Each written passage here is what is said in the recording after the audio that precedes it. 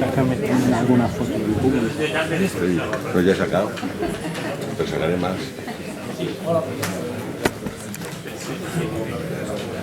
Hola, buenas tardes. Bueno, en primer lugar, bienvenidos a la Universidad San Pablo CEU. No es que les conozca a todos, pero tengo aquí muchos amigos. Soy Luis Togores, el director del Departamento de Humanidades. El único motivo que tengo de estar aquí es que soy amigo del editor Luis Valiente. No tengo ningún otro mérito para estar presente a la mesa y porque soy de la casa. Hoy vamos a presentar un libro, y prometo ser muy breve porque no han venido a escucharme a mí, Los últimos de Filipinas. Yo cuando hablaba el otro día con Luis, estaba pensando de qué suerte ha tenido que haya aparecido la película maldita de Los últimos de Filipinas. Es una película que evidentemente yo no la he visto, no pienso ir a verla, espero que la pongan en televisión para no hacer caja, pero la verdad es que para un editor es casi un encargo que hace que en un país donde los temas culturales se mueven tan poco, pues la verdad es que viene bien para la edición y para los autores. Porque al final los autores escribimos para que la gente nos lea, que es el objetivo fundamental, porque como ustedes saben, con los libros no se gana dinero. Es una de las características. Yo estaba pensando en el tema de Los últimos de Filipinas y hacía una reflexión precisamente de la diferencia de la vieja película de Fernández Román del año 45 a la actual de Salvador del 2016. Y es quizá la pérdida de épica y de patriotismo que tiene lo que nos van a contar hoy, que es la defensa de Valer por ese puñado de españoles ahí perdidos en un pueblecito infecto en la isla de Luzón. Y la verdad es que me daba envidia porque otras naciones pues tienen gestas mucho más inferiores y sin embargo las tratan muchísimo mejor. Y les hago solamente una reflexión sobre el tema. Evidentemente la gesta del Álamo comparado con lo de Valer es un chiste, pero tiene dos grandes películas que casi todos conocemos, la vieja de Newton Wayne y una del 2006, donde, bueno, siendo distinta, los personajes que son héroes de la nación americana son tratados muy bien. Luego estaba pensando también en otra película que seguro que también conocen, a pesar de que se hace en la época del free cinema británico, que es Zulu, la famosa defensa de Rocker Drift por una unidad, una compañía galesa durante la guerra de los tiburones del 76, que por supuesto es una defensa muy heroica, pero que dura muy pocos días y comparado con lo de Valer no tiene, pues prácticamente no tendría ni siquiera el mérito de hacerse alguna película sobre ella. Y a mí me llamaba la atención lo curioso que somos los españoles, que la última película que hacemos, pues como siempre complicada, ¿no? ¿Por qué hacer fácil las cosas cuando las podemos hacer difíciles? Bien, después de estas reflexiones, como no me han venido a escuchar a mí, voy a presentarles a las personas que van a ir hablando sobre el libro que hoy tenemos en la mano, que al fin y al cabo es lo que nos congrega. Bueno, aquí a mi derecha está don Fernando Cámara, que es coronel de aviación y cuyo mérito principal por estar sentado aquí, aparte de ser coronel, es que es nieto de Martín Cerezo. Eso es lo que yo creo que aquí hace que todos tengamos los ojos fijos en usted. Entonces, si le parece, mi coronel, si no tiene usted inconveniente, pues empezamos. Muchísimas gracias. Bueno, pues muy buenas tardes. Es para mí una satisfacción, un placer tener la oportunidad de estar hoy aquí en la presentación de esta magnífica obra sobre los últimos de Filipinas y de los que, como decía el señor, tanto se ha hablado últimamente. La satisfacción es mayor por la calidad de la obra, tanto en su presentación, que es buenísima, como en su contenido, siendo en mi opinión el libro más documentado que se ha escrito sobre la gesta de Valer. Hecha esta puntualización, yo lo que voy es a hablaros un poquito de Saturnino Martín Cerezo. Y lo primero que quería decir, y que podéis apreciar todos por la foto que está ahí expuesta, es que mi abuelo era mucho más guapo que Luis Tosar. ¿Dónde va a parar? Que es el actor que le da vida en la última película sobre los hechos. Muchísimo más guapo. Solo hay que ver aquí a sus nietos, que estamos tres, vamos, somos una joya. Aparte, que sepamos, no era drogadicto, como le aseguraba el de Prada, en su libro, en su novela sobre los últimos de Filipinas, mi abuelo ni fumaba ni bebía. Gracias a Dios, ¿me entiendes? O, por desgracia, el drogadicto, ahora durante la película, se lo han pasado al clero y es el cura. Pero bueno, mi abuelo ha salido mejor parado, ya no es drogadicto. Era así, le ponen como muy militarista, muy esto, verdaderamente lo era. Su vida la podemos dividir en 3 fases. Antes de ir a Filipinas, el tiempo que estuvo en Filipinas y después de Filipinas. Entonces, él nació en Miajadas, en un pueblo de la provincia de Cáceres, en el año 1866, creo que fue, ¿no? Y bueno, su padre era albañil, tenía algunas propiedades, y él, pues, de lo que se conoce, que de lo que más se conoce es de lo que han investigado los autores del libro, porque hay cosas que en la familia solo se acuerdan siempre de lo bueno, no de lo malo. Entonces él estuvo trabajando allí primero de albañil, y luego, que es una primicia que han encontrado, es que estuvo 5 años como mancebo en la farmacia del pueblo de allí de Miajadas. Se ve que de allí debió de aprender algunas artes de curar heridas y eso, que luego vinieron bien durante el tiempo que estuvo en Filipinas. Se incorporó al servicio cuando le llamaron con su quinta, en el año 1885, y entonces, como había demás, pues entonces no se incorporó a filas hasta el año 1888. Le mandaron fue destinado a Málaga. Ya en aquellos tiempos, pues ya salir desde Miajadas a Málaga, pues ya era conocer el mundo y conocer el mar. Y allí debía de ser espabiladillo, porque a los 2 años de llegar allí le hicieron sargento.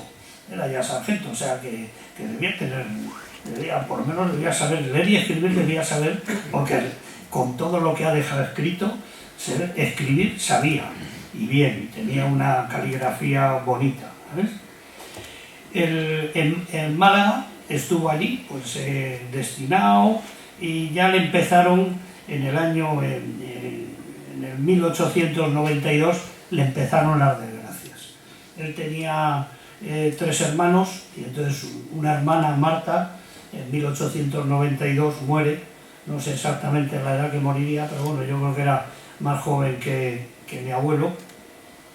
Al año siguiente muere su padre, que se había quedado ciego, y Saturnino prácticamente era el sostén de la familia, ya que tenía el 50% de su sueldo, lo mandaban directamente a su madre.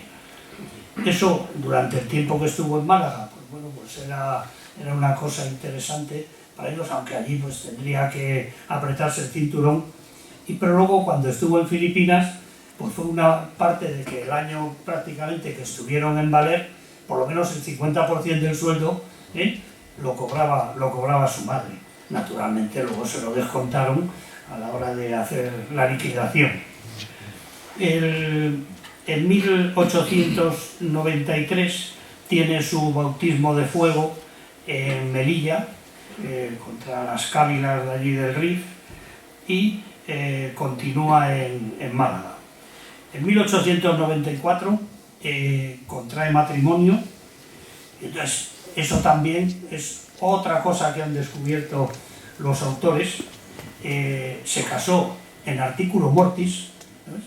No sé si sería por ella o por él, pero vamos, se casó, su mujer fue santa, tenía 15 años y él tenía 28.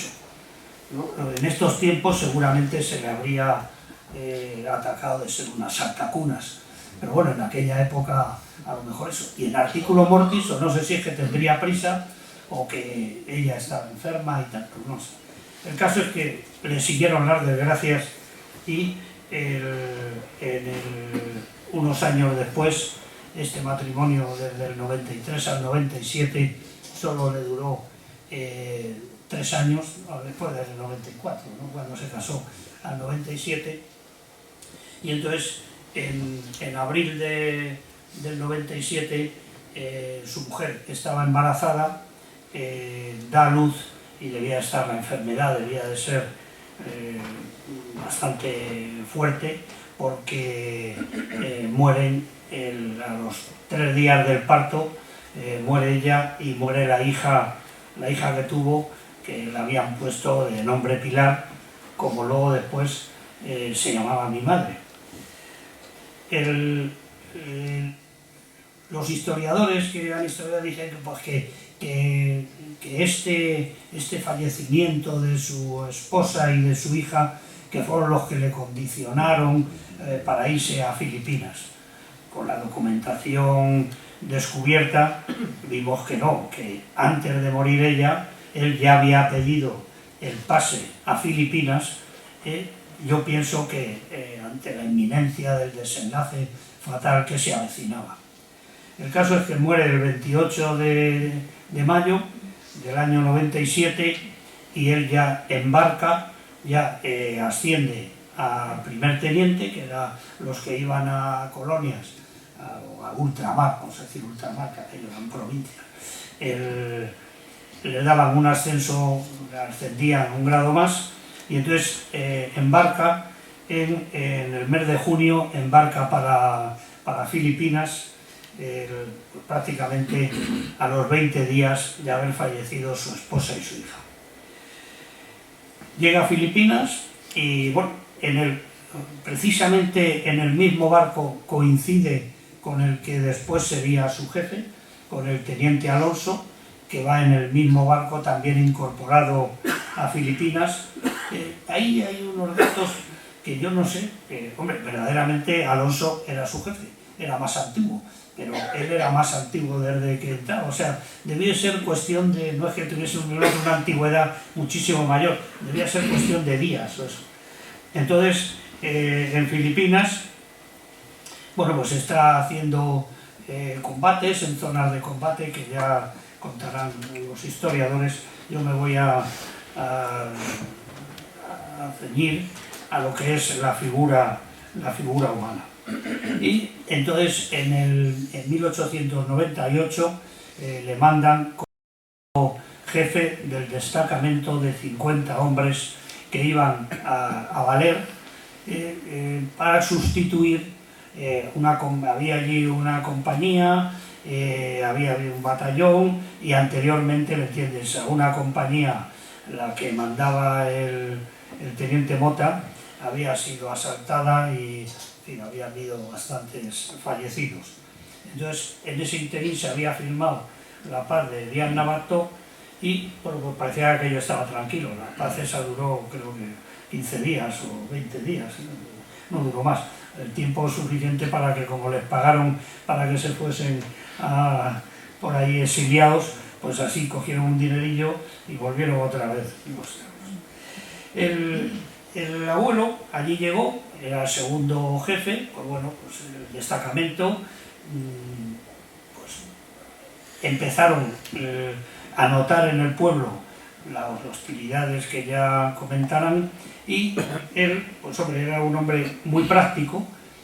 Ya se le empezaron a ocurrir ideas, pues para ver de aquello cómo mejorar, pues a ver el puente, para ver el acceso al río, porque el acceso a Valer es muy complicado, es muy difícil, y bueno, cuando ya ven que el único sitio donde verdaderamente se puede resistir es en la iglesia, y entonces cuando la situación empeora, ya deciden meterse en la iglesia y establecerse aquello como una fortaleza. Al establecerse en la iglesia, el capitán de las Morenas, que no estaba al mando del destacamento del batallón de cazadores, pero al estar en plaza sitiada y ser más antiguo, pues se hace cargo de la defensa de lo que es la iglesia. El jefe del destacamento, el teniente Alonso, y el segundo jefe, Saturnino Martín Cerezo. La desgracia hace, empiezan las hostilidades, y como ya sabréis, ya os contarán, pues bueno, mueren relativamente muy pronto el teniente Alonso, Saturnino se hace cargo del destacamento, y 2 o 3 meses después muere el capitán de las Morenas, con lo cual ya recae sobre él no solo la jefatura del destacamento, sino la jefatura también de la plaza sitiada. Él era un hombre muy meticuloso. Prueba de ello tenemos la cantidad de documentación que obra en el archivo familiar. Lo escribía todo, lo apuntaba todo lo que gastaba, y encima luego pues la suerte de que en la familia pues, se han conservado prácticamente estos documentos, porque mi abuela pues falleció bastante, 20 años casi después que él, y entonces pues allí estaba en las cajas esas, y entonces pues siempre ha habido ahí alguno de la familia que hemos tenido interés en guardar eso, hasta que llegó ya Miguel Ángel y Miguel, y entonces ya arrasaron, gracias a Dios, ¿me entiendes? Como hoy día se escanea, se hacen las fotos, y entonces ya hasta pudimos leer todo lo que teníamos, ¿sabes? Porque hasta entonces era muy duro de leer, ¿sabes? Entonces por eso digo que era tremendamente meticuloso. Y entonces la pena es que después del sitio le robaron la documentación y tuvieron que rehacerla al llegar a Manila. Era muy reglamentista, y para él lo primero era el cumplimiento del deber. La relación que tuvo durante el sitio con los otros oficiales, yo creo, y por la documentación y por los testimonios, que era bastante buena, con unos curas que había allí, porque el párroco de Valer, que había estado anteriormente implicado en el tema del asalto al destacamento del teniente Mota, pues bueno, estaba también en la iglesia con ellos. Murió también muy pronto de enfermedad del beriberi, y entonces le mandaron a unos emisarios que eran 2 curas, y entonces esos, como ya no tenían cura porque se habían montado todo, pues se los quedaron también dentro, por decisión del capitán Las Morenas.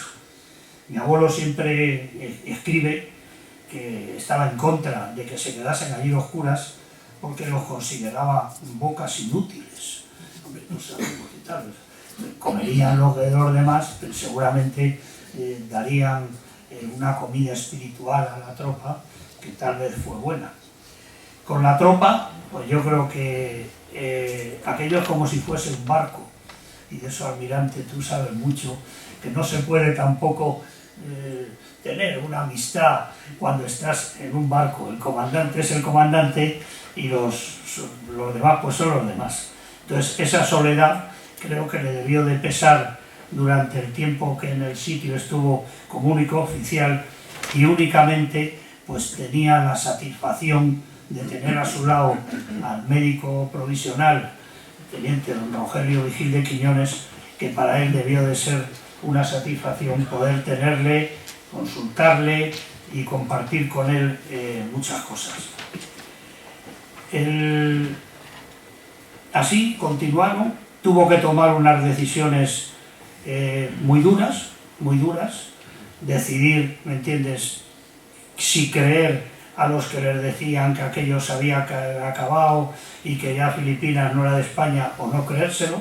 Al ser tan reglamentista, él se agarraba como clavo ardiendo al bando del general Agustí, que había recibido unos muy pocos días antes de meterse en la iglesia, y en el cual pues era muy específico. Ellos ya sabían que se había declarado la guerra de Estados Unidos contra España, o sea, estábamos en guerra con Estados Unidos, y las normas de ese bando él las cumplió a rajatabla. Desgraciadamente, uno de los hechos más polémicos fue que justo cuando pensaban ya, por falta de víveres, salir de la iglesia, tuvo que mandar fusilar sin los rigores de ordenanza a 2 presos que habían intentado desertar. Eso fue muy duro. Al día siguiente ya fue cuando se convenció que verdaderamente la guerra se había acabado y que aquello no era, y entonces capituló. Los desertores, que había habido, que hubo varios, que se encargaron de llegar a Manila con noticias y con difamaciones que hicieron mucho daño tanto a él como jefe, como a los demás de allí, donde se llegó a decir que habían asesinado al capitán Las Morenas. Eso, naturalmente, les creyeron, y entonces les creyeron. En fin, pues eso, después si acaso lo comentarán ellos. Pero aquello les sirvió, pues debió de amargar un poco el carácter. Eso, y que cuando tuvieron que ir hasta Manila andando, porque el barco que había ido con el teniente coronel Aguilar ya se había marchado, cuando se convencieron que sí, que verdaderamente se había acabado, les tocó prácticamente 2 meses de travesía andando. Allí le intentaron asesinar, le robaron la documentación y se salvó pues casi de milagro. Llegaron a Manila, pues por un lado pues, los honores, las cosas, y para él el trabajo, de aparte de ir herido porque cuando ese intento de asesinato quedó herido en un pie al tirarse por una ventana. En lo que los demás estaban, el primero curarse y después hacer toda la documentación, todos los partes, rehacer documentación y de lo que había sido el sitio. O sea que el papeleo, yo pienso que también le debió de amargar.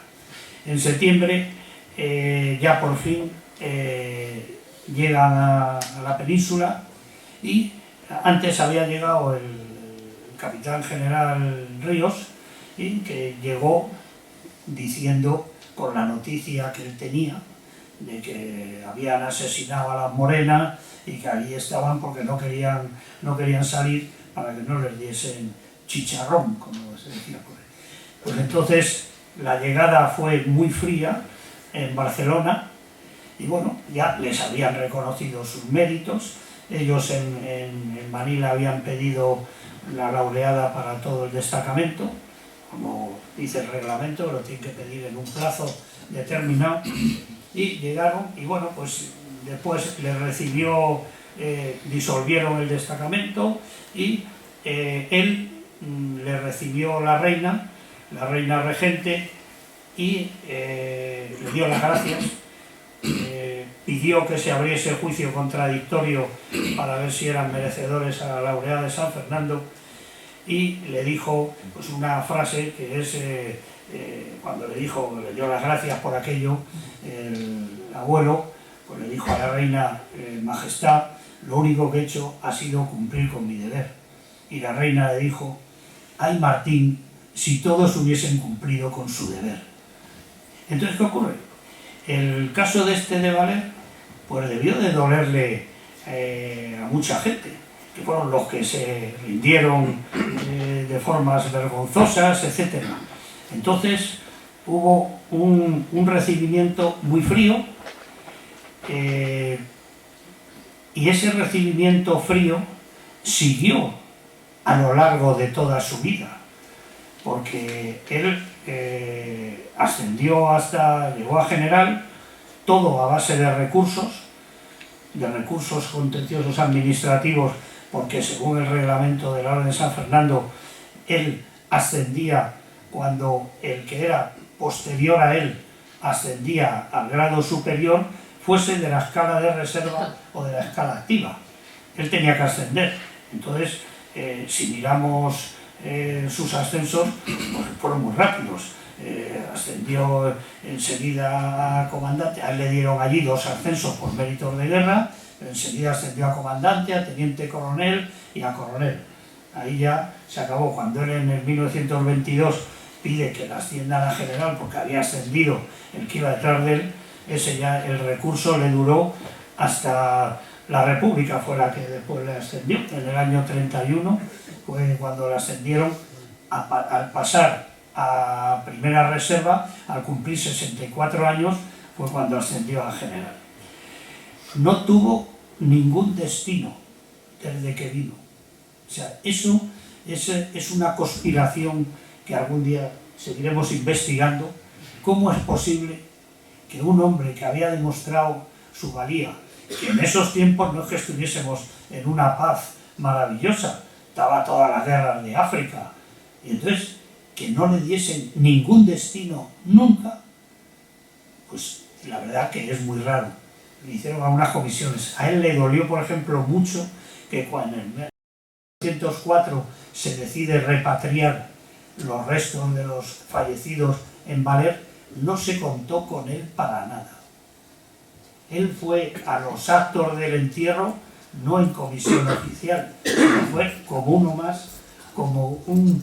Vamos, allí, a ver, a él le costaba que los restos que habían traído, algunos no eran de los que decían, por discrepancias con el cura de los que habían estado dentro, el padre López, que entonces estaba de párroco en Baler, y de hecho, en el primer libro que él escribe, justo cuando se han traído la repatriación, en 1904, no publica dónde están enterrados, que él, con lo meticuloso que era, lo llevaba perfectamente, dónde estaban enterrados cada uno en la iglesia, no lo publica. Ya en la siguiente edición, en la de 1911, ya publica el plano de la iglesia con la situación donde habían estado enterrados. Contrajo matrimonio, él era viudo, contrajo matrimonio en 1902 con una hija de un militar venido de Cuba, tuvo 3 hijas y un hijo. Le costó tener el hijo, porque lo tuvo en el año de 1918, y él tenía, cuando tuvo su hijo, él tenía 52 años y su mujer 49, que no eran ningunos niños. El teniente general Navas, que es de los que tiene niños recientes, no le ganaste. Tú casi, por un poquito, pero no le ganaste. Entonces, su mujer era cubana, tenían allí plantaciones que habían heredado de tabaco en la zona de Pinar del Río, y entonces él, pues, ante la vista de que el ejército no le quería para nada y le tenían en situación en la reserva en su casa, pues entonces se dedicó a llevar los asuntos familiares. Viajó a Cuba en 1910, en 1911, en 1914. Es una satisfacción poder ver las cartas, los escritos y los diarios de esos viajes a Cuba en 1910, vía Gibraltar, donde apuntaba hasta todos los que iban en el vapor, lo que costaban los pasajes, lo que se gastó en el guía y en el intérprete en Nueva York, de cómo iban los tranvías, lo apuntaba todo. Entonces, bueno, pues así continuó, y tuvo la alegría de tener a su hijo, y esa alegría pues le duró, bueno, pues unos años, porque su querido hijo Saturnino, en el 36, en noviembre, le sacaron de su casa, le fueron a buscar, engañado.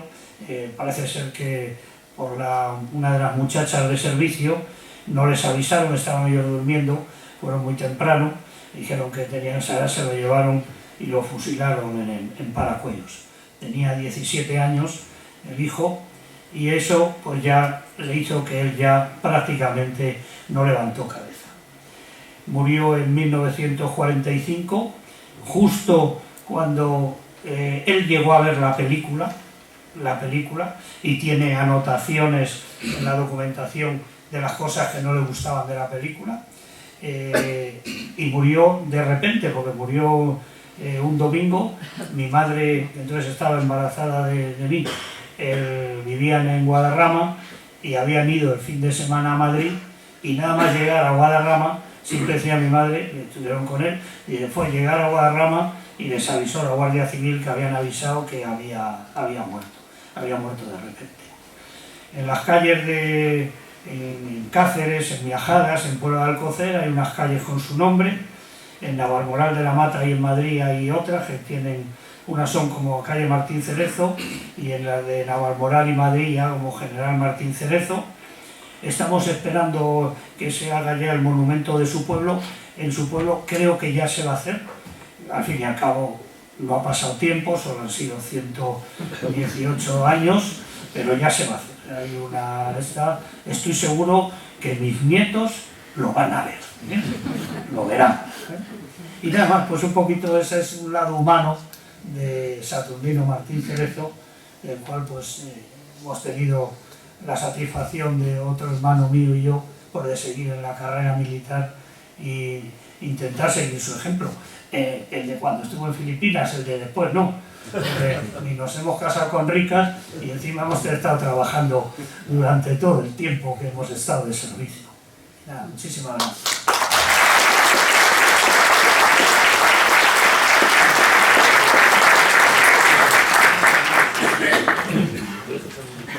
Bueno, vamos a continuar. A mi izquierda está el general Manuel José Guillote, que es general de Sanidad y manda la brigada de Sanidad que está en Pozuelo, y va a hablar, como era obligado, pues de Vigil de Quiñones, de Rogelio Vigil de Quiñones, el otro héroe de la defensa de Valer.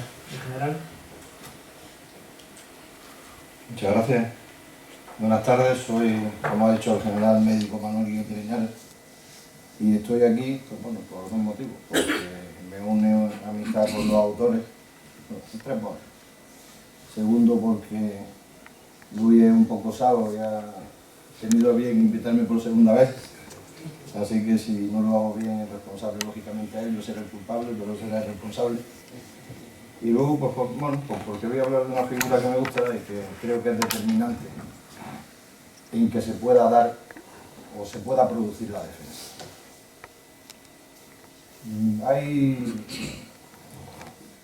Hay muchos militares españoles que son conocidos en muchas partes del mundo. ¿Se oye? Vale, le he dado sin querer. Bueno, entonces hay muchos militares que son conocidos en muchas partes del mundo, muchos hechos de armas españoles que son conocidos en muchas partes del mundo, pero hay un militar que es conocido en todo el mundo civilizado, que es Ramón y Cajal, y hay un hecho que es el sitio de Valer, que se estudia en todas las academias militares del mundo civilizado, porque, como ha dicho antes mi predecesor, si fuéramos anglosajones tendría mucha más repercusión. Para empezar, quiero permitirme la licencia de hacer un pequeño chiste. Yo cuando estudiaba medicina, pues contaban que un alumno ante un examen oral con el tribunal pues hizo un desastre de examen, y el presidente del tribunal le preguntó, bueno, y con esta basura que usted ha hecho, ¿qué piensa hacer en el futuro? Dijo, médico militar, y entonces dijo, pues aprobado. Pues bueno, ese no era Rogelio Vigil de Quiñones, ese era otro.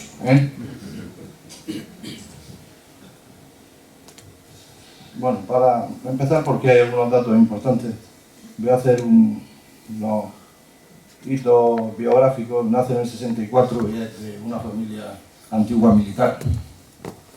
Su padre, en el momento de su nacimiento, capitán del regimiento fijo de Ceuta.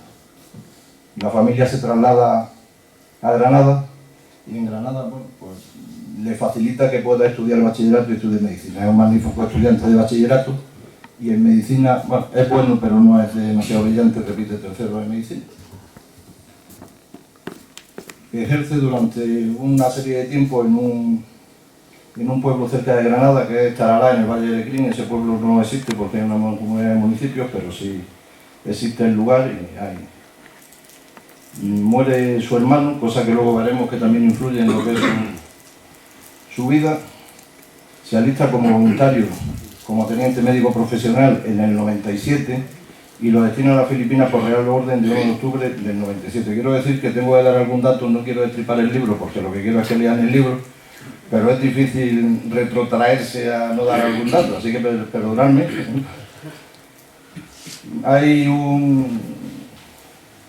una serie de... Se plantea por qué se alista y por qué se va a Filipinas, ¿no? Porque además él pide voluntario irse a Filipinas. Hay una gente o alguien que piensa que fue un desengaño amoroso lo que le hace irse de España. Yo creo que eso no es verdad, ¿no?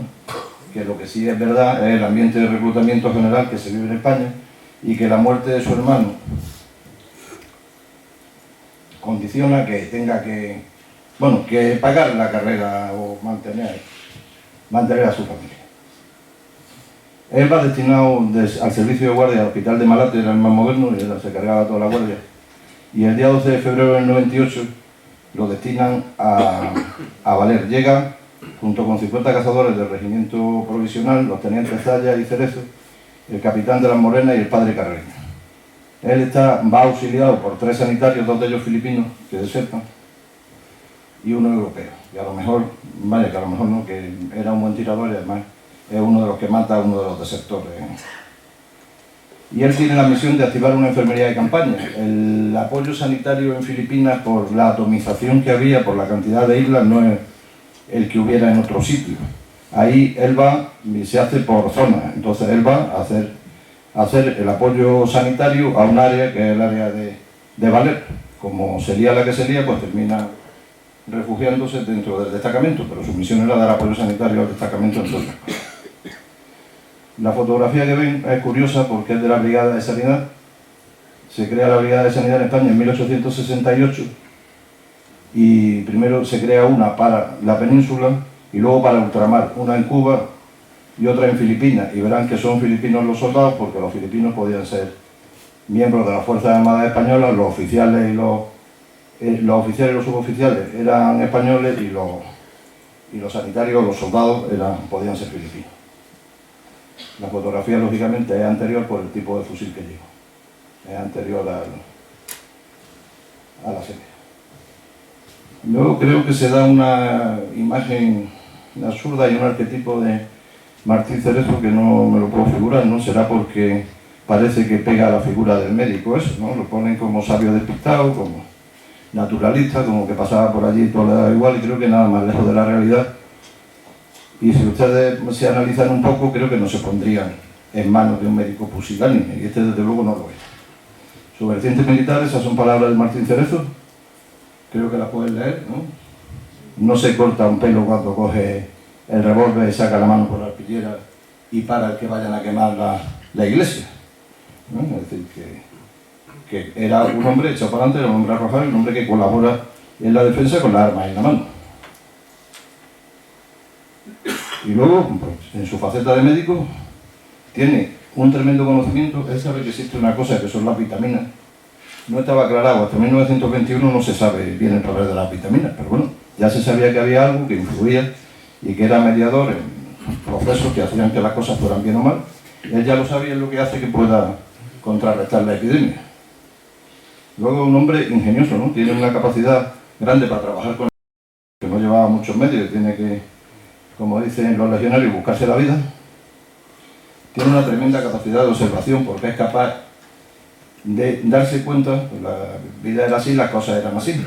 Es capaz de darse cuenta de que había algo en la dieta que influía. ¿Por qué se da cuenta? Porque la dieta de los soldados no era la misma que la de los oficiales no enfermaban y los soldados sí. Entonces se da cuenta que en la dieta tiene que haber algo que condicione la aparición de enfermedades de tipo carencial. Es un hombre tremendamente entregado, tiene una gran actividad asistencial, como sé que todos han comprado el libro, ya verán que hay bastante trabajo. Y es un hombre tremendamente sacrificado, es capaz de seguir con su trabajo estando gravemente herido o enfermo.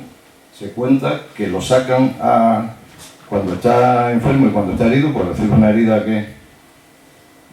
grave en fosa renal derecha que casi le hace perder el riñón y que se tenía que curar él mismo con un espejo. Y les aseguro que no es nada agradable. A mí me rompieron una ceja en la Antártida y me la tuve que coser yo y el primer picotazo es el que más duele. Luego ya se acostumbra uno, pero no es fácil. Entonces, bueno, pues tanto lo sacaban en una silla y lo llevaban a la arpillera y allí pues, curaba a la gente y bueno, y estuvo todo el tiempo trabajando. ¿Y qué es el beriberi? ¿No? A mediados de septiembre empieza la epidemia y el beriberi es una palabra derivada del cingalés que significa no puedo. Es una enfermedad carencial fundamentalmente por falta de vitamina B1 y que se da endémicamente en Asia desde que descascarillaban el arroz. La mayor cantidad de vitamina B1 estaba en la cáscara del arroz, los molinos de arroz descascarillaban el arroz, por la base de la dieta del arroz, por lo cual había una carencia de vitamina B1 y es una enfermedad endémica frecuente. Tiene una afectación musculoesquelética, con lo cual produce una debilidad extrema, afecta al sistema nervioso y al sistema cardiovascular y en muchos casos produce la muerte. Son imágenes de enfermos afectados de beriberi y estos de prisioneros de guerra de la Segunda Guerra Mundial en campos japoneses. Es tan tremenda que aquí dentro de la posición hay 11 muertos por esta causa entre octubre y noviembre, hasta que consiguen dominar la epidemia. Y muchos de ellos pues, enfermaron sin llegar a morir, entre ellos Vigil de Quiñones, que estuvo tremendamente afectado hasta tal punto que le dijo a Martín Cerezo que salían a buscar semillas para plantar en la posición y comer productos frescos o que iban a morir. Tanto el teniente Martín Cerezo como el teniente médico Vigil de Quiñones por la noche salían y comían hierba porque sabían que, y lo cual hace, Martín Cerezo no enferma y él se mantiene y consigue mejorar y convencen de hacer una descubierta. Entonces salen el cabo Olivares, que luego hay una anécdota que no quiero destripar tampoco, muy interesante. Entonces, bueno, pues hacen una descubierta, queman prácticamente el pueblo y consiguen semillas de calabaza y plantan calabaza dentro de la posición y eso hace que se pueda mantener en la posición. Si no hubieran muerto todos, hubiera sido un desastre. Bueno, ¿por qué creo que es un factor determinante en la defensa? Porque mantiene la capacidad de combate. Si no hubiera estado él, no habría habido combate, no se hubiera podido combatir, hubieran muerto. Es decir, no se hubiera podido combatir durante un tiempo, pero no hubieran llegado a diciembre posiblemente. Controla la epidemia. De los 18 muertos que hay en la posición, hay 2 por arma de fuego. Hay una fuerza enfrente de 10 veces superior, no debían de ser buenos tiradores porque solo matan a 2 por acción del fuego. Hay 2 fusilados y mueren 3 de disentería y 11 de beriberi. Es decir, verán que la proporción es la proporción que se da casi siempre porque es la enfermedad y no el enemigo lo que pierde a los ejércitos. Los ejércitos ganarán la guerra, pero lo que lo pierden son las enfermedades más que la acción del enemigo. Es un ejemplo porque cumple con su misión, como he dicho, estando herido y enfermo. Las declaraciones del juicio contradictorio para la concesión de la laureada, pues bueno, en todos los casos que se interrogan, o prácticamente en todos, las declaraciones van en el mismo sentido, ¿no? He puesto una, podría haber puesto otra durante la defensa de los atrincheramientos y en el lugar de la acción atendía a los heridos y al mismo tiempo se batía como los demás, ¿no? Y luego, desde el punto de vista moral, mantiene la moral porque es un hombre que tiene 36 años cuando sale era bastante más mayor y entonces pues bueno, pues era de alguna manera un referente para la tropa. A lo mejor jugaba en el papel de hombre bueno y hombre malo entre Cerezo y él, pero lo que sí está claro es lo que dice ahí, que fue a la vez padre y jefe cariñoso. ¿Qué quiere decir? Que se hacía querer y respetar.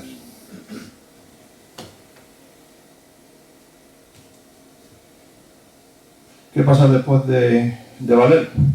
Pues le conceden la gracia, era mayor, no podía ingresar en el pueblo porque se pasaba de edad, le conceden la gracia de opositar, no de ingresar, sino de opositar para ingreso en el cuerpo de sanidad.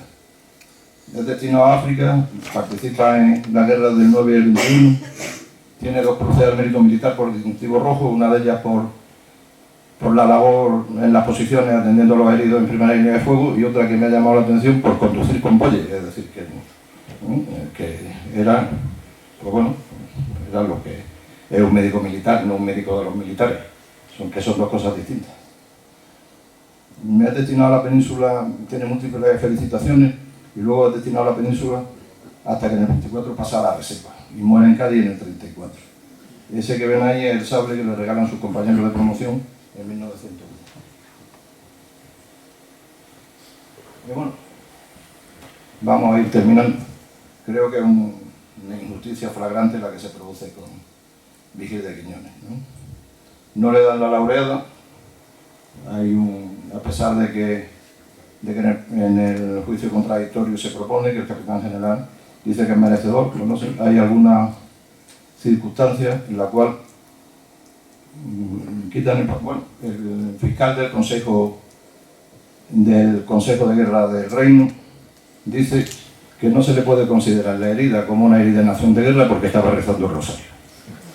Bueno, analicen el tema, ¿no? Y bueno, le dan los 2 cruces de María Cristina, como digo, la medalla de oro de la Cruz Roja y 9.000 pesetas de pensión a la viuda casi 20 años después de la muerte de Vigil de Quiñones.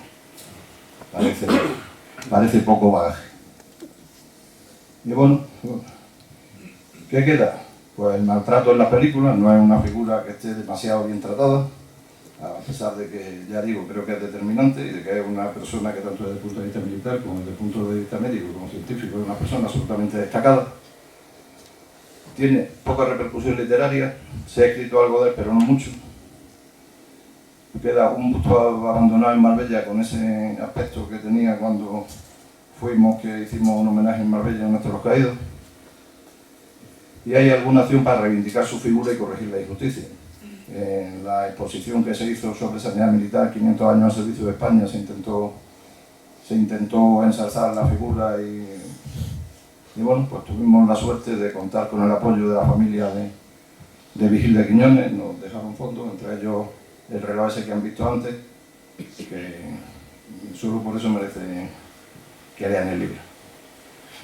En su pueblo, en Lecrín, en el pueblo que ejerció, tiene una placa y bueno, la Facultad de Medicina en Granada pues sí está haciendo algún esfuerzo, incluso intentando reivindicar que se abra el proceso y que se le conceda la laureada a título póstumo, lo mismo que ya se ha hecho con el Alcántara, porque desde luego estoy seguro que se la ganó, ¿no? Y por mi parte, nada más. Muchas gracias por haber aguantado.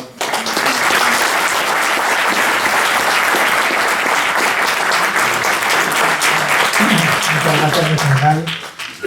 Antes de hablar, yo pensaba que los militares médicos o médicos militares de ese periodo más destacados, estaba pensando en Vigil de Quiñones, en Arteaga, el teniente Arteaga, laureado de la Legión, y un medalla militar médico, también teniente Acosta, con regulares. Creo que son, en ese ciclo, antes de la guerra civil, son los más, quizá, más destacados. Bueno, solo un apunte. Sanidad Militar tiene 89 laureados de San Fernando, lo cual significa que porcentualmente posiblemente sea el cuerpo más laureado, y en las acciones de Melilla pues murieron en acción de guerra el 35% de los tenientes médicos, cosa que se puede hacer una proporción fácil si nuestro trabajo es fácil, ¿no? Bien, pues vamos a entrar en la parte última del programa, que van a hablar los autores. A mi izquierda está Miguel Leiva, que es militar y también historiador, ha estado en misiones internacionales, por tanto conoce la guerra en directo, y su aportación evidentemente para el libro no ha sido solamente como historiador, sino también como soldado. Y a mi derecha está Miguel Ángel López de la Asunción, que somos amigos, es colega, también se dedica como yo a la docencia, y ha sido, bueno, el otro coautor del libro. Y como tampoco voy a hablar mucho más, pues aquí los tienen ustedes, en el orden que... Buenas tardes y muchas gracias por acompañarnos en la presentación de este libro. Me gustaría en primer lugar dar las gracias a la Universidad CEU San Pablo por acoger este acto y por las facilidades prestadas a la hora de su preparación.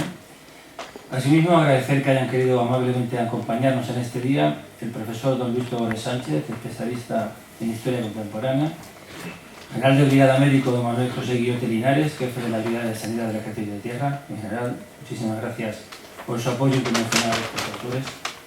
Y don Fernando Cámara Martín Cerezo, coronel del Ejército de Aire retirado y nieto del último comandante de la guarnición de Valer, el teniente don Saturnino Martín Cerezo. Gracias igualmente, Fernando, por el apoyo que siempre nos has prestado. También, como no puede ser de otra manera, agradecer a la editorial Actas y en especial a nuestro editor, don Luis Valiente, que se atrevió a poner la confianza necesaria en el proyecto de estos dos autores noveles, haciendo posible que hoy estemos aquí celebrando este acto.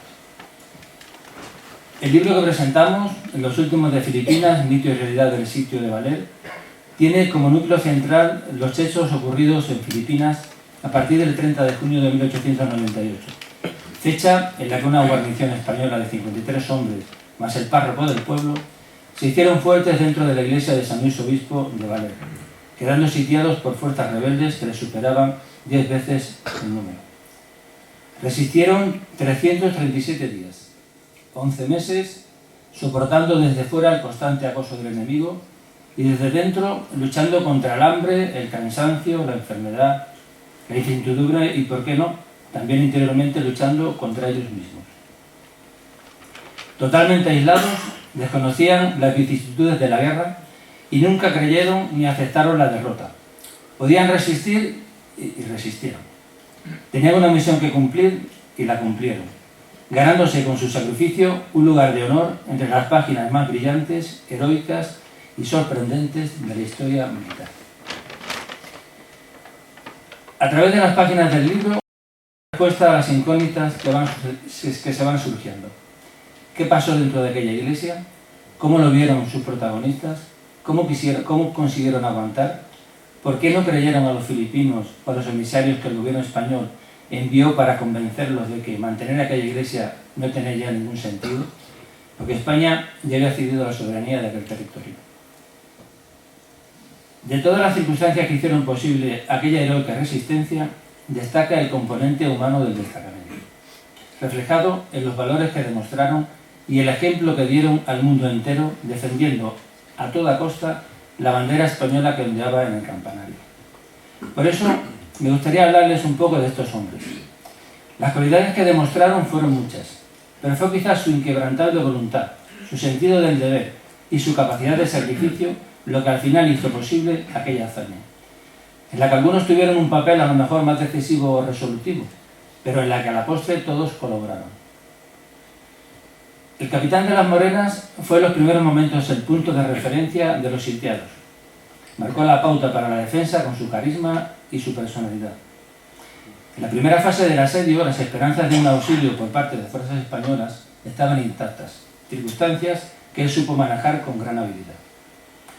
El teniente Alonso Zayas era un hombre de acción, que consiguió adaptar a sus hombres a la defensa ganándose su lealtad. Fue él quien repelió los primeros envites de los filipinos. El teniente médico Rogelio Vigil de Quiñones tuvo un papel decisivo. Combatió con uno más en las aspilleras y además le tocó combatir contra el peor enemigo de todos, la enfermedad. Aquella intrusa, que diría Martín en su libro, la única que pudo franquear los muros de la iglesia y a la que finalmente lograrían vencer. El teniente Saturnino Martín Cerezo, cuando el 22 de noviembre, tras la muerte del capitán de las Morenas, se hizo cargo del mando, la situación difícilmente podía ser más adversa. En medio de una epidemia de beriberi en su máximo apogeo, con fallecimientos casi diarios, cuando el cansancio y el hambre apretaban, cuando los ataques del enemigo eran más intensos, apenas tenía argumentos para convencer a los sitiados y mantener la defensa. Asumió en el momento más crítico la misión más difícil, dar las órdenes y tomar las decisiones. Supo ganarse la confianza de sus hombres y dio una lección de cómo mantener una posición a todo trance sin desfallecer ante el acoso y los engaños del enemigo. Los soldados. Aunque es cierto que hubo deserciones y algún intento de rebelión interna, la mayoría de ellos dieron una muestra de lealtad, patriotismo, sentido del deber, del honor y la disciplina como pocas veces se han dado. Sin su ejemplar conducta, sin su lealtad, cualquier dirección habría sido inútil, imposible. Fueron el eslabón imprescindible que soportó la defensa. Los frailes franciscanos. El padre Carreño falleció en septiembre de 1898, siendo la primera víctima del beriberi. Los padres Juan López y Félix Minaya entraron en agosto y se quedaron hasta el final del asedio. Los tres jugaron un papel fundamental en el sitio, ya que tuvieron una participación activa en los combates, ayudaron ocasionalmente a Vigil de Quiñones con los enfermos y dieron consuelo espiritual a los sitiados. Finalmente quisiera hacer una mención muy especial a los filipinos que los sitiaban, porque con su comportamiento final y su generosidad supieron reconocer el gran valor de aquellos españoles a los que solo les quedaba ya luchar por sus ideales. Ellos hicieron posible que hoy la gesta tenga el significado que tiene, ya que permitieron salir a aquellos valientes con vida, sin considerar los enemigos y con todos los honores de la guerra. Seguidamente, parece interesante relatar algunas circunstancias que han ido modelando a través del tiempo la percepción que hoy tenemos del sitio de Valera. A su regreso a España, los 33 militares supervivientes, los padres López y Minaya, quedaron como prisioneros un año más y una vez liberados desarrollaron su ministerio en Filipinas, siendo injustamente olvidados. Como decía, los 33 militares supervivientes ni recibieron un homenaje oficial, ni fueron recibidos con los honores. Los soldados, después de ser licenciados al día siguiente de su llegada, marcharon cada uno a su casa. Sin embargo, y justo es decirlo, sí recibieron a nivel popular y por parte de sus compañeros de armas un gran reconocimiento, siendo además muchos de ellos homenajeados en sus pueblos. La prensa se hizo eco de su llegada y de cuanta información generaban: recibimiento de sus paisanos, anécdotas del sitio, la evolución de sus heridas, etc. Lo que duró algunos meses. La repatriación de los restos de los fallecidos en Valer en marzo de 1904 y la publicación del libro de Saturnino Martín Cerezo, El sitio de Valer, notas y recuerdos, hizo que la gesta volviese a estar en primera línea informativa. Circunstancia que poco duraría, pues pasada la euforia del momento, sobre aquellos héroes y sobre su hazaña pasó sin piedad el rollo del tiempo y del olvido. Finalizada la Segunda Guerra Mundial, el veto de algunos países al ingreso de España como miembro de Naciones Unidas condenó a nuestro país a un aislamiento internacional. Esto provocó un sentimiento de orgullo y un espíritu de resistencia que tendría su reflejo en el cine con la llegada de varias películas orientadas a realzar los valores morales y el sentimiento nacional. Un país obligado a resistir, carente de recursos y sin ayuda exterior, encontró en el cine el paralelismo perfecto, con el episodio vivido por aquel pequeño destacamento que resistió en las lejanas tierras filipinas, convencido de la legitimidad de su defensa. Como el destacamento de Valer, los españoles también resistirían hasta las últimas consecuencias. La película se tituló Los últimos de Filipinas y fue estrenada en 1945. Película que, por cierto, no fue del agrado de la mayoría de los 9 supervivientes de Valer que aún vivían y que tuvieron la oportunidad de ir a verla. Con algunos errores que habrían de juzgarse de manera benévola y constructiva, la película tuvo el gran acierto de resucitar en la memoria a los héroes de Valer.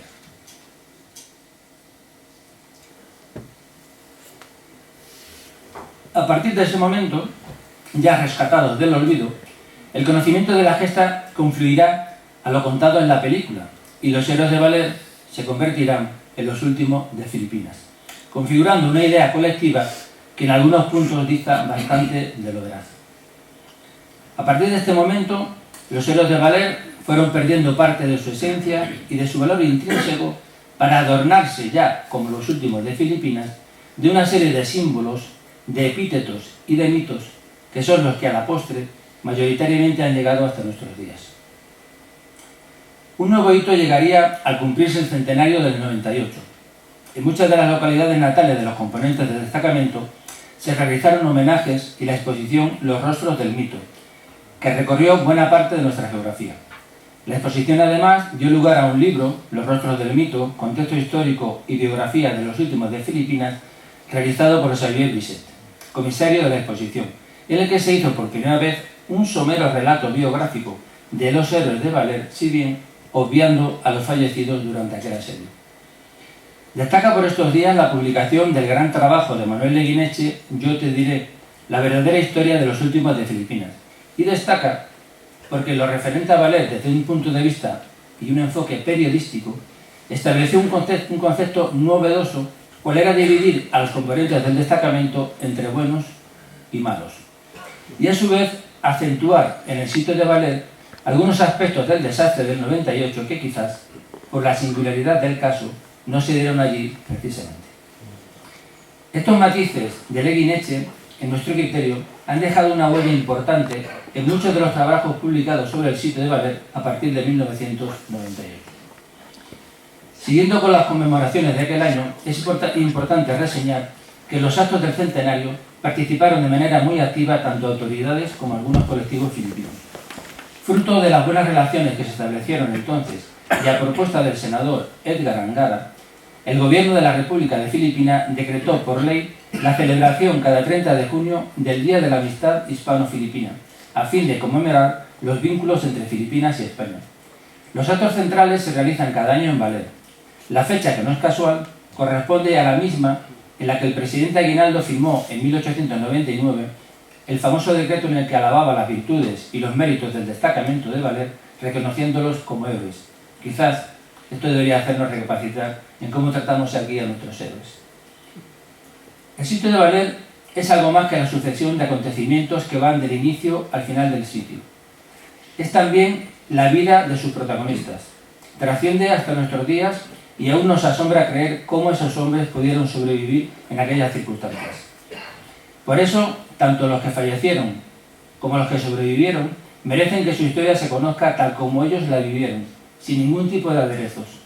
Por eso este libro, como homenaje a su entrega y su valor, y también para que conozcamos de la manera más veraz posible su historia, antes, durante y después del sitio de Valer. Muchas gracias.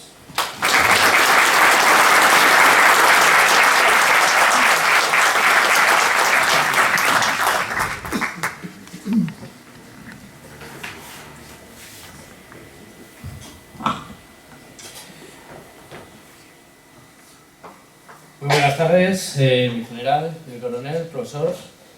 Bueno, me uno a mi compañero Miguel de Ibra en los agradecimientos a esta casa por haber acogido este acto y a todos ustedes por acompañarnos.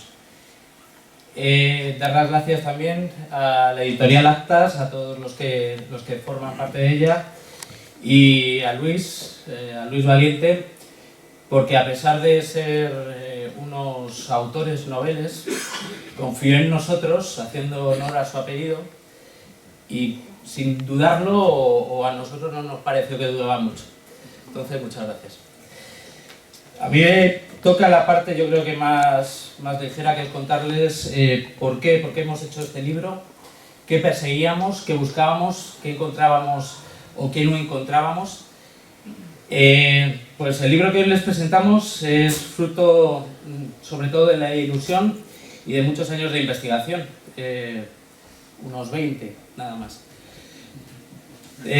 También es fruto de la colaboración de muchas personas que durante su gestación han aportado sus conocimientos, sus vivencias, documentación y nos han dado su cariño para durante los momentos en los cuales pensábamos que no llegábamos, poder verlo y poder compartirlo hoy con ustedes.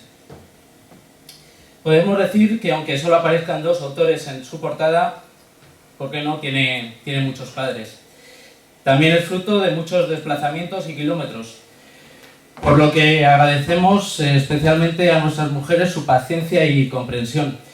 No sé si saben ustedes que un viaje Madrid-Barcelona se puede tardar hasta 14 horas en hacerlo. Depende de los pueblos de los últimos de Filipinas que vayas parando. Este es un libro que va dirigido tanto al que no ha oído hablar del sitio de Valer, como al que conoce algo o cree que lo conoce. Aquí estaríamos, o estaría la mayoría, como al que previamente se ha molestado en estudiarlo profusamente y posee un conocimiento avanzado, porque sin duda también va a quedar gratamente sorprendido con todas las novedades que en él compartimos y con un nuevo enfoque que podemos aportar. Es sin duda un libro que no dejará indiferente al que se acerque a él. El proyecto nace en un primer momento por separado, mucho antes de que nos convirtiésemos en los Migueles, que es como nos han bautizado allí donde vamos. Después de conocernos en unas conferencias que impartimos sobre el sitio de Valer y sus protagonistas hace pues ya unos pocos años en Viajadas, el pueblo natal de don Saturnino Martín Cerezo, comprobamos que compartíamos la ilusión, la admiración y la curiosidad por un hecho en el que llevábamos ya mucho tiempo investigando y del que teníamos mucha información inédita que queríamos confrontar. Tengo que reconocer que en un principio también compartíamos un cierto miedo por lo que pudiéramos llegar a descubrir y que quizás acabase con esta ilusión o con esta idealización. Tengo que decirles, aunque no les destripe el libro, que gracias a Dios es todo lo contrario. Estamos todavía, a día de hoy, mucho más orgullosos de ellos.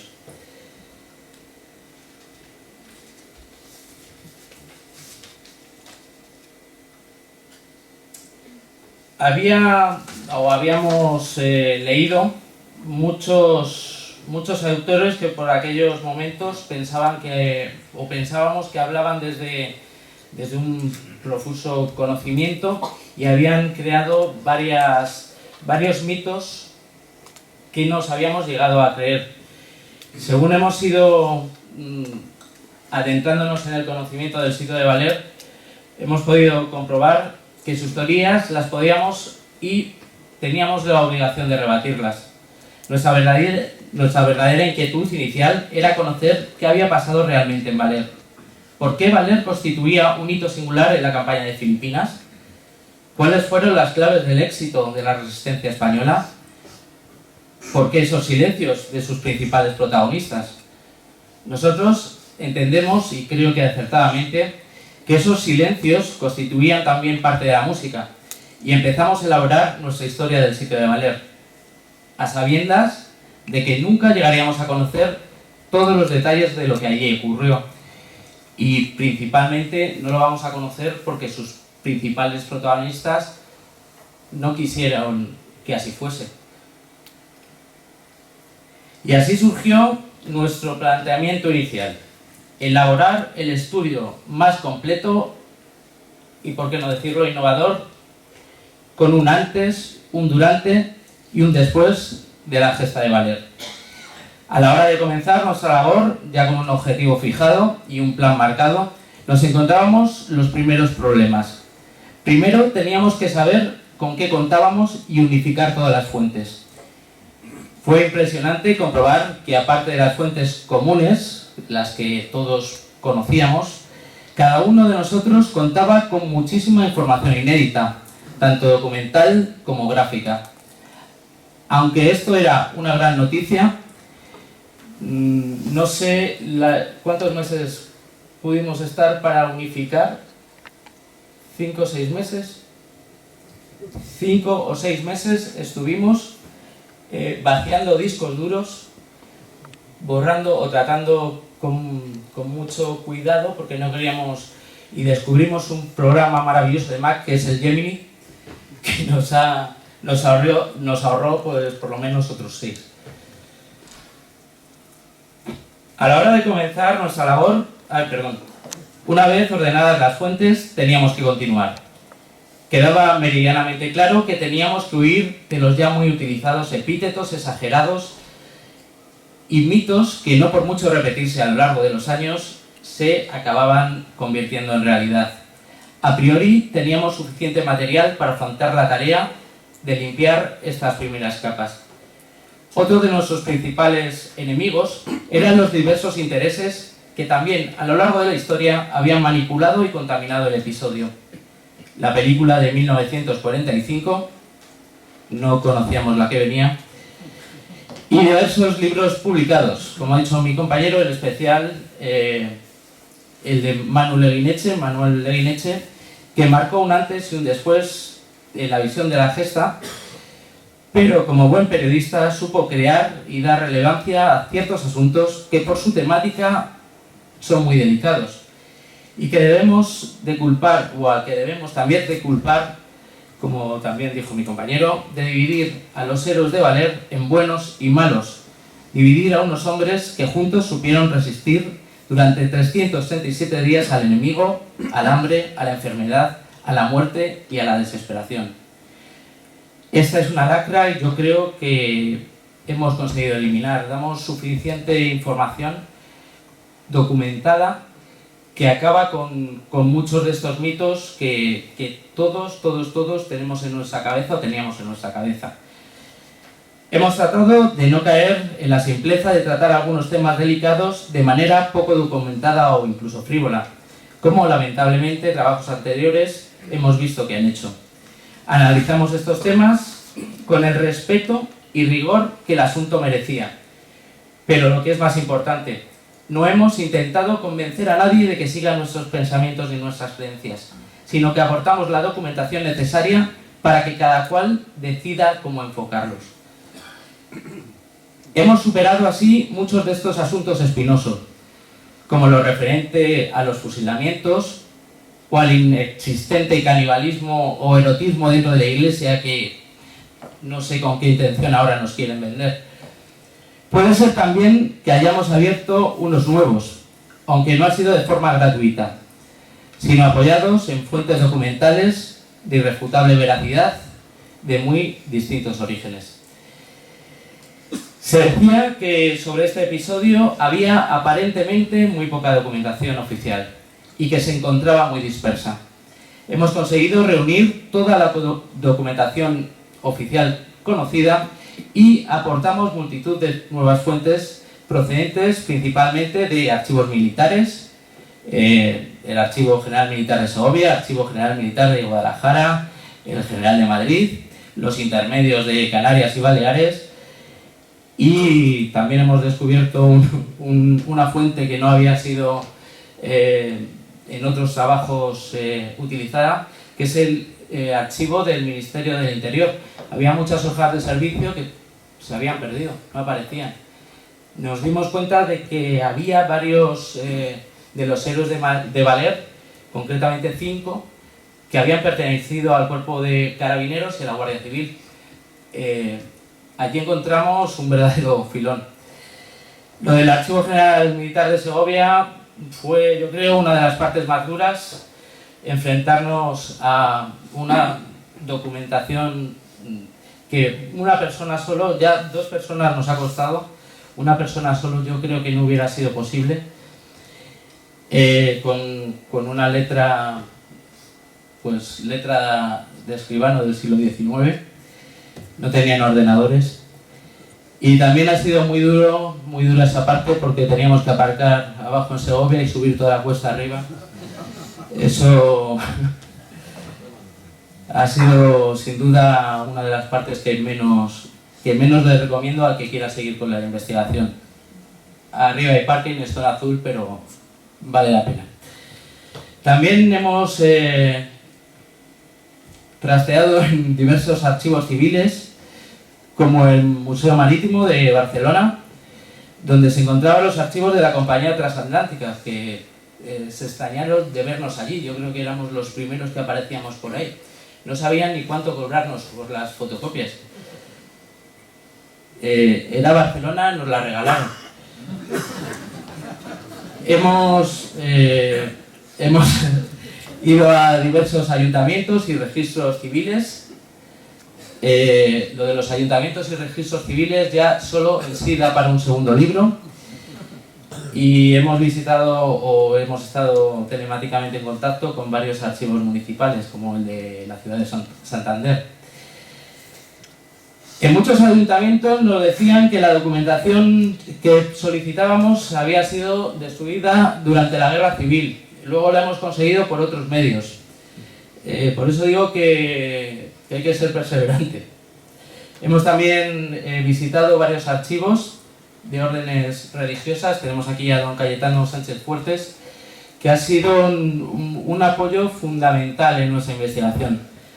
Él es el custodio del AFIO, que es el Archivo Franciscano Ibero Oriental, donde se guarda toda la documentación que se trajo de Filipinas tras la repatriación o tras la pérdida.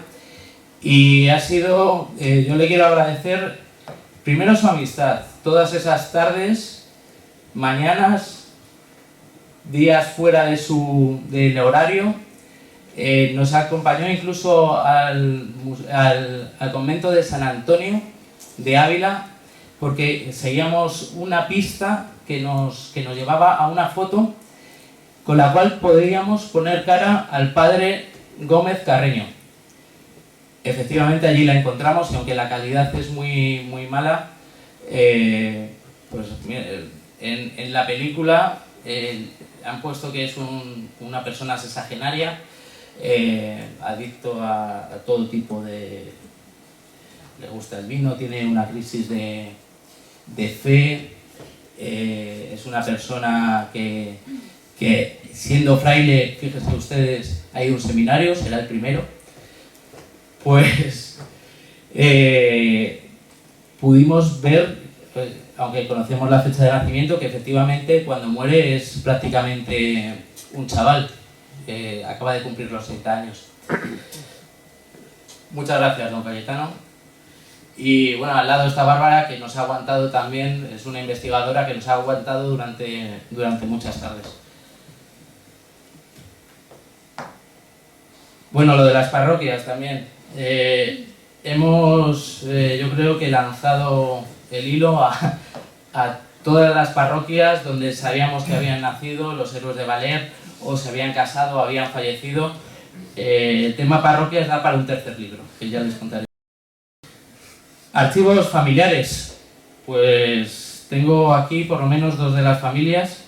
La familia Martín Cerezo y la familia Virgilio Quiñones, que confiaron a dos noveles, dos que pasaban por allí, con toda la ilusión del mundo, unos documentos que no tienen precio y que me consta que se los habían pedido investigadores con cierto renombre. No sé si nosotros somos más guapos o más guapos. Bueno. Impagable, Pilar, Fernando, José María, lo que habéis aportado en el libro. El libro está aquí gracias a vosotros, principalmente. Dentro de esos archivos familiares, aparte de la familia Martín Cerezo y la de don Rogelio Virgilio Quiñones, hemos contado con la ayuda muy importante también de la familia de Loreto Gallego, de Domingo Castro Camarena, Bernardino Sánchez Caínzos, Marcelo Adrià, Antonio Bausá, Timoteo López Larios, y aparte un personaje muy importante dentro de esta historia y que no estaba dentro de la iglesia sino fuera, con los archivos de la familia de don Cristóbal Aguilar y Castañeda, que es la persona o el último parlamentario español que un día antes de la capitulación del destacamento yo creo que propicia su capitulación. Prensa histórica. Bueno,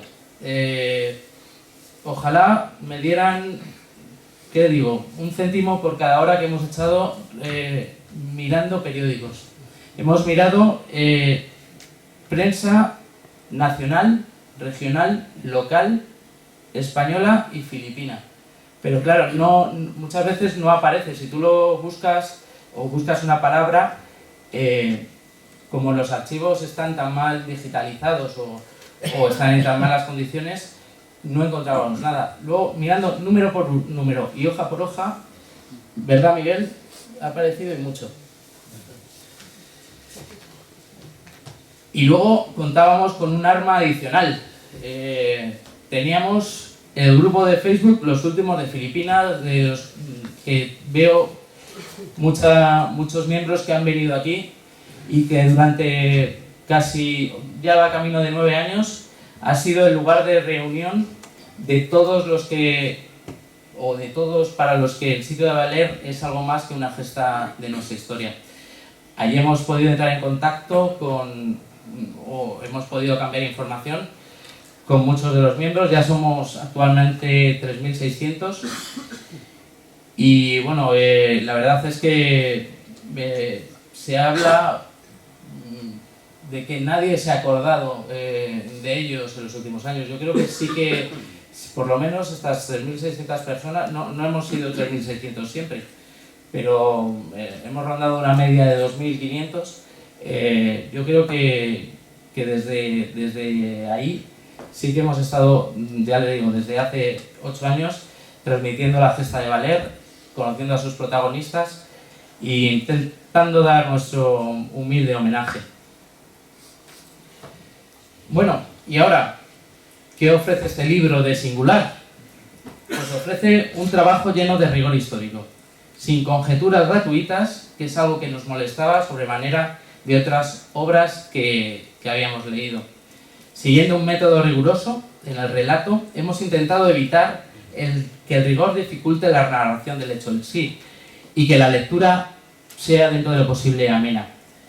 A tenor de las críticas recibidas en varios medios de comunicación y lo que es más importante, la de muchos lectores que ya se han puesto en contacto con nosotros, ahora nos vamos a colgar una medalla, entre ellos don Arturo Pérez Reverte, aparentemente lo hemos conseguido. Esto no es novelar la historia, que es muy distinto. Novelar implica inventar. No hemos inventado nada. No hemos manipulado.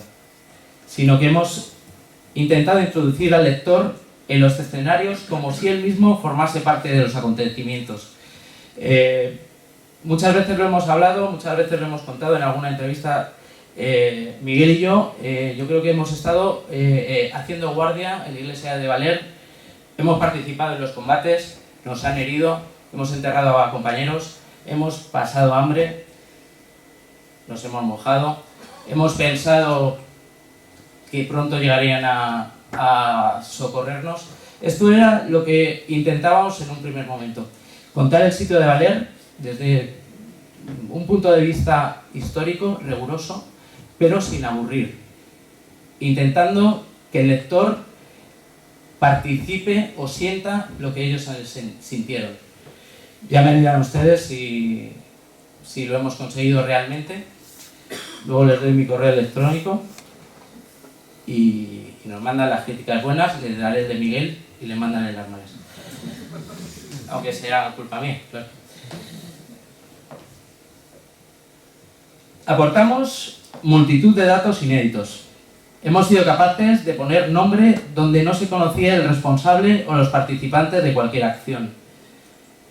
Siguiendo la secuencia de los hechos, hemos incluido toda la información procedente de la documentación conocida y, lo que es más importante, toda la información de la que permanecía inédita, que es lo que constituye nuestra principal aportación. Por primera vez se ha contextualizado lo que sucedía en el sitio con lo que estaba sucediendo en el exterior de Valer. Esto es importante. Esto yo creo que estamos muy orgullosos de ello, tanto en Manila como en el resto del archipiélago e incluso en la península. Este estudio integral de los acontecimientos históricos genera nuevas formas de afrontar esta particularidad de Valer. Se nos ha contado el sitio, pero se nos ha contado qué estaba pasando fuera en relación al sitio.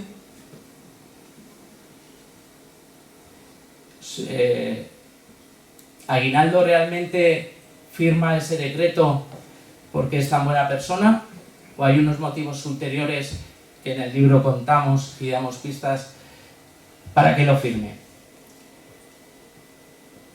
¿Los héroes de Valer no son hechos prisioneros por la benevolencia de las tropas filipinas? ¿O hay una comisión española que ya está negociando su posible redención?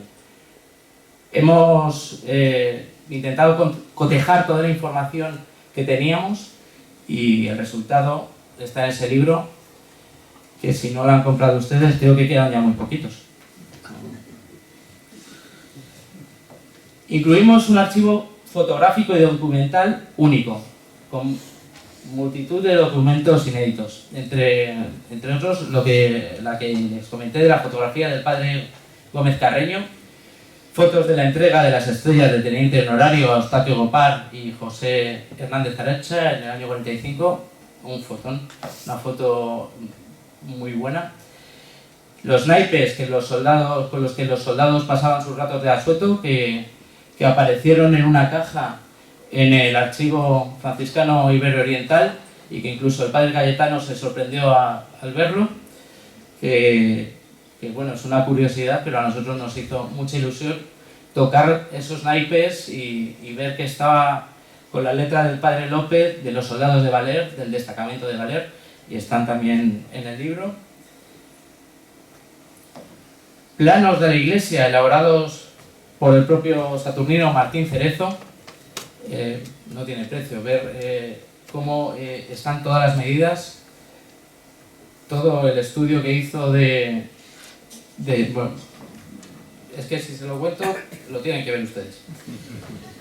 Y fotos inéditas de los propios miembros del destacamento que hemos obtenido de periódicos de la época que no habían trascendido o no eran conocidos en estos días, pero principalmente de los familiares. Aportamos un lado humano, que a mí me gusta. Yo soy un militar frustrado, no he podido ser militar. Me gusta mucho la gesta, la épica, el combate, pero me llama, si cabe más, el lado humano, el lado personal. Incluimos las biografías de todos los protagonistas españoles. Hay más de 100 páginas de datos biográficos, muchos de ellos, la mayoría inéditos, donde se incluye por primera vez a los fallecidos, grandes olvidados de esta historia y desde nuestro punto de vista, si se puede decir así, aún más héroes que los que tuvieron la suerte de regresar. De la inmensa mayoría de ellos, hasta el día de hoy, únicamente, si acaso, se conocía el nombre. Y bueno, incluimos también a los desertores. Y algo que nos hace sentirnos muy orgullosos. Facilitamos la labor a los futuros investigadores que vengan detrás, abriendo nuevos temas de investigación y allanando el camino. Aunque suene quizás presuntuoso o pretencioso, creo que hemos conseguido posicionarnos como el libro de referencia del sitio de Valer. Por eso, en definitiva, y después de decir esto van a decir, y con la humildad que aseguro nos caracteriza, nos atrevemos a sugerirles que se hagan ustedes con uno de esos ejemplares que aún quedan de este libro, si quieren conocer realmente qué pasó en la iglesia de Valer. Muchas gracias.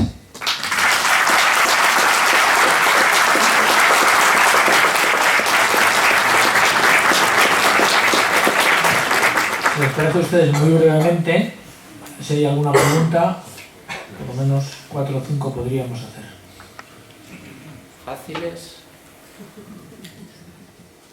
Pues muchas gracias. Perdona, ¿qué tenía la dieta de los oficiales que no querían los soldados? Producto fresco. ¿Y de dónde los sacaban? Si no había...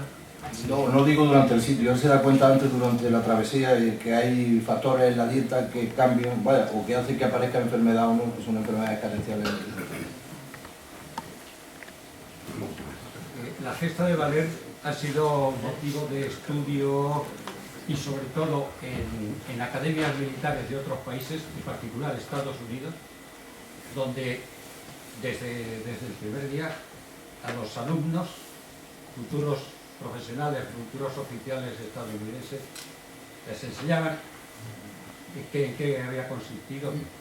¿Habéis estudiado qué razones puede llevar a los Estados Unidos a hacer algo que no hicimos nosotros, que es, creo que no lo hicimos, que es ese sitio de Valer como ejemplo de virtudes militares? Los Estados Unidos a sus alumnos. Sí que lo hicimos, fue lectura recomendada en toda la academia militar.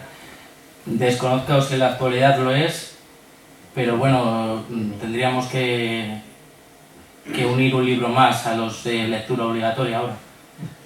Me refiero sobre todo a que como los españoles somos muy dados a creernos que los de fuera son los que saben mucho y siempre, no sé y por qué. hacen las cosas con mucha razón, quizás sería muy interesante saber por qué los americanos, que al final son los que nos llevaron al declive, por qué este sitio en particular y no otros, y no otras gestas extraordinarias de nuestras Fuerzas Armadas, por qué este en particular es el que enseñaban en la academia. En el año 1900 entran las tropas norteamericanas en Valer. Ellos vieron en qué condiciones había resistido el destacamento. Fue por allí el general Funston, que bueno, era un hombre que había estado en Alaska, había estado en Cuba, luego estuvo en Filipinas, era un señor que al parecer sabía de milicia.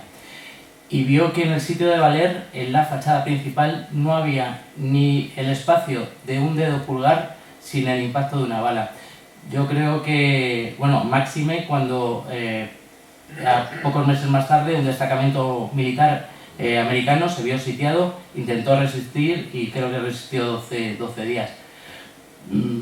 Supongo que ellos han sabido valorar el esfuerzo y el sacrificio de los nuestros. La pregunta es más difícil, porque usted me pregunta por qué no nosotros. Eso ya no tenemos que cambiarlo, no hay que explicarlo. Gracias. Tenemos 2 preguntas y, por favor. Sobre los americanos, porque tuvieron mucha influencia en Cuba y supongo que tuvieron mucha influencia también en el apoyo que dieron a los filipinos, ¿no? ¿O no es verdad que tuvieron influencia sobre los filipinos en el apoyo por lo menos de armamento si los americanos no hubieran entrado, posiblemente el conflicto hubiera durado mucho más tiempo. Yo no sé si Filipinas seguiría siendo provincia española o no, posiblemente no. Los americanos lo que sí que hicieron es engañarlos. Ustedes saben que les ofrecieron su ayuda para librarles de los españoles y luego se quedaron. Fruto de este engaño, enseguida comenzó la guerra filipino-americana.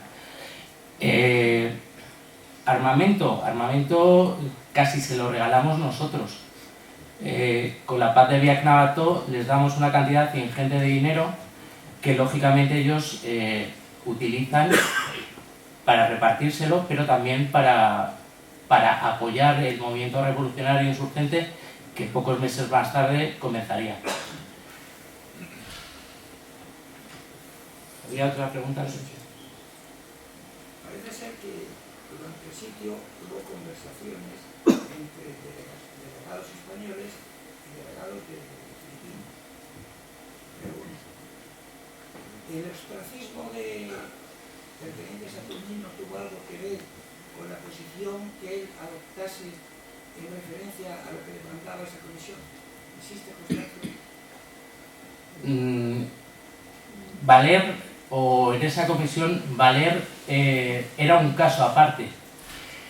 Ellos no eran prisioneros, la guerra se había acabado.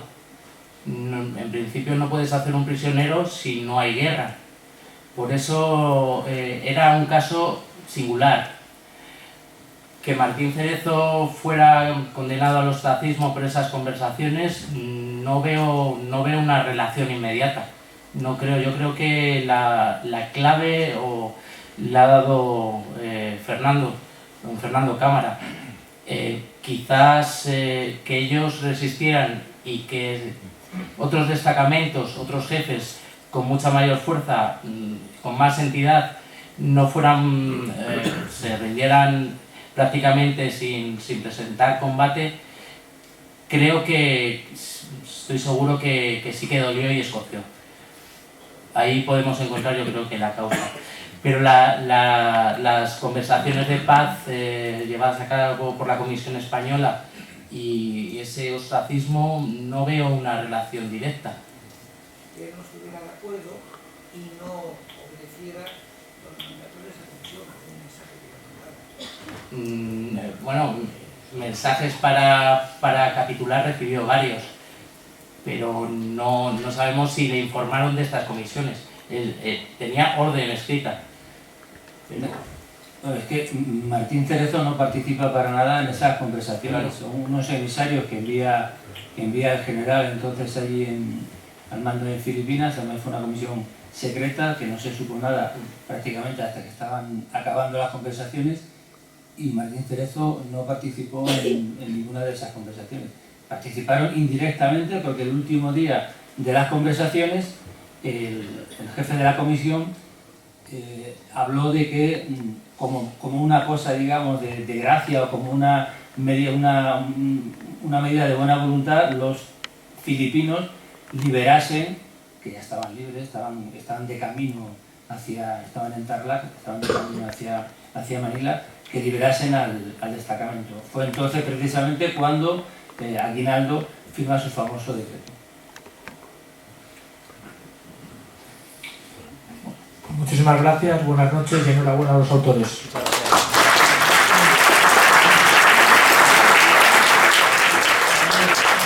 Ahora, si quieren ustedes, van a dedicar libros aquí en la mesa.